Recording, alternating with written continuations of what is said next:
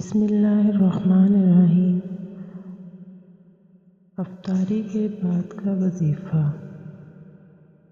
آپ نے پورا رمضان افطاری کے بعد یہ وظیفہ ضرور کرنا ہے، یعنی نماز مغرب کے بعد 10 بار سورۃ فاتحہ، 10 بار سورۃ اخلاص، 3 بار اول و آخر درود شریف پڑھ کر اپنی حاجت اللہ کے سامنے پیش کریں۔ جو بھی نیک حاجت ہوگی وہ ضرور پوری ہوگی انشاءاللہ۔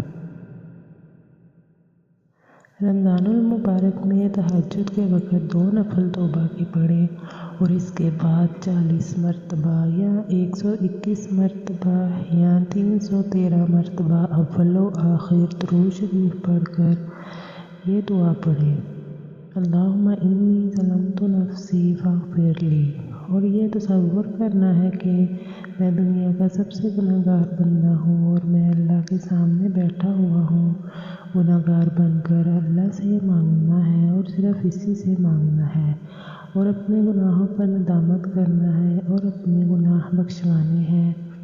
دنیا کی کوئی بھی مشکل ہو اس کا بھی تصور کرنا ہے۔ سورۃ فاتحہ کو اس طرح پڑھنا ہے، سارا دن پیاس نہیں لگے گی۔ صبح صادق سے پہلے سورۃ فاتحہ پڑھ کر دونوں ہاتھوں کو چہرے پر پھیر لیں، اس سے سارا دن پیاس نہیں لگے۔ سحری میں دہی روٹی کا استعمال کریں اور تھوڑی دیر بعد چھوٹی الائچی کا قہوہ پی لیں، اس سے پورا دن پیاس نہیں لگے گی اور آرام سے ہر روزہ گزر جائے گا۔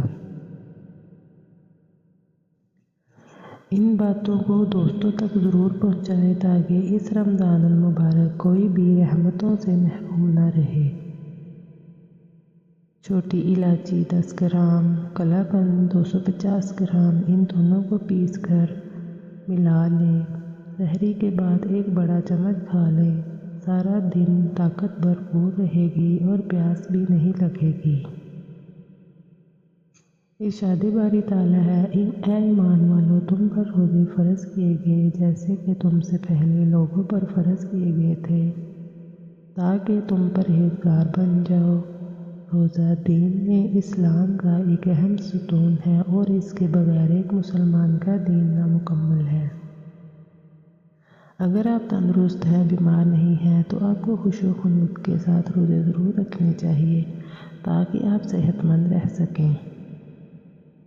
ان چھوٹی چھوٹی ٹپس کو ضرور فالو کیجیے اور ہمارے چینل کو سبسکرائب کیجیے اور حشاش بشاش طریقے سے روزے رکھیں۔ اللہ پاک ہم سب کے روزے اور عبادتیں قبول فرمائے، آمین ثم آمین۔